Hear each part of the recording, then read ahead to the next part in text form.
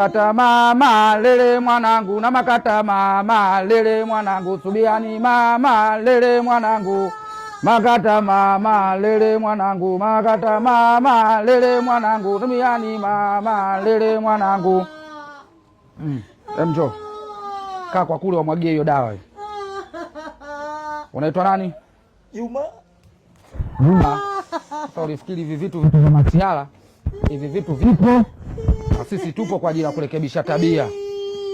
Sasa wewe na wewe bibi unaitwa nani? Naitwa Salome. Salome, ulizoea Taarifa zako nazo. Taarifa zako nazo. Mtazamaji, fanya vitu kama ambavyo unaona mtaalamu wa masuala hivi vitu vipo.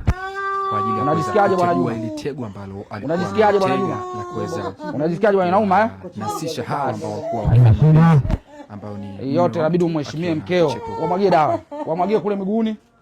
Wote wawili wamwagie miguuni kama unawapaka paka miguuni. Wapake. Dokta. Mtaalamu samani. Unaweza kuzungumza kidogo? Tunaweza tukazungumza kiongozi. Hapa bwana nimekuja kuitegua ile tego nimelitega mimi mwenyewe. Ndio. Hii kazi nimeifanya takribia mwezi mzima. Huyu bibi alikuja ofisini kwangu. Ndio. Kuja kunifuata kwamba mumewe si mwaminifu kwenye ndoa yake. Sasa mimi hizi kazi nazifanya sana kwa watu kama hawa, watu kutu kwenye ndoa zao. Ndio. Kwa hiyo sio mbaya hata wengine wakiona wajue kwamba hili ni fundisho. Hivi vitu vipo. Hivi vitu vipo na hivi vitu tunavifanya si wenyewe tokana na dawa tumejaliwa kufanya vitu kama hivi. Huyu hawezi kufa ila tunafanya ni mafundisho kwa wengine wenye kusaliti ndoa zao. Huyu bwana kategwa na leo kategeka. Na nimepigiwa simu kuja kumtegua. Bwana nitamtegua na ubibie. Ila itakuwa fundisho kwa wengine. Na ile tego umetega wewe? Nimelitega mimi mwenyewe takriban mwezi mzima. Okay.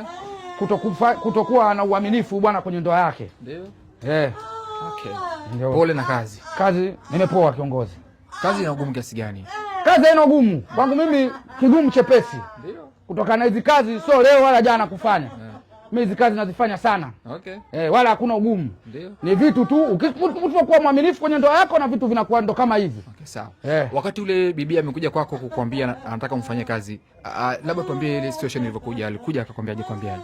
Alikuja kama wagonjwa wengine ambao tunawatibia ofisini kwangu.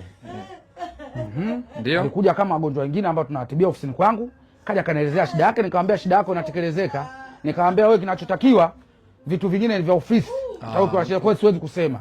Mfanyie vitu hivi niletee. Okay. Na kweli Bia akavileta ndo matokeo yake ndo kama hivi. Sasa wale pale kwa hiyo hawezi kutoka kabisa. Pale wana maumivu makali ingawa nikikuweka wewe huwezi kusimama. Maumivu wanayosikia pale hayasemezeki. Hata akijaribu kutoka hawezi. Hawezi kutoka pale na kama kuna mtu mwingine yote anaweza kuja kutebua aje atebue. Haiwezekani. Haiwezekani zaidi yangu mimi mwenyewe. Wewe ndo uliofanya. Na mimi ndo nilofanya na mimi ndo nina uwezo wa kutebua ndo maana niko hapa. Kwa watu ambao waamini hivi vitu unawaambia nini? Nasemaje? Kama wewe uamini kwamba hivi vitu vipo, lakini hivi vitu vipo na hivi vitu vinafanyika. Na maana sio leo wala jana, na kama watu wanaona kwamba hivi vitu sio vya leo wala jana, watu washafanyiwa kutokana na kila mtu na uwezo wake. Mimi nina uwezo wa kumweka hapa wiki nzima huyo. Kufa asife. Lakini wiki nzima wamegandiana, lakini kuna mwingine uwezo wake unakaa kwa masaa tu. Okay.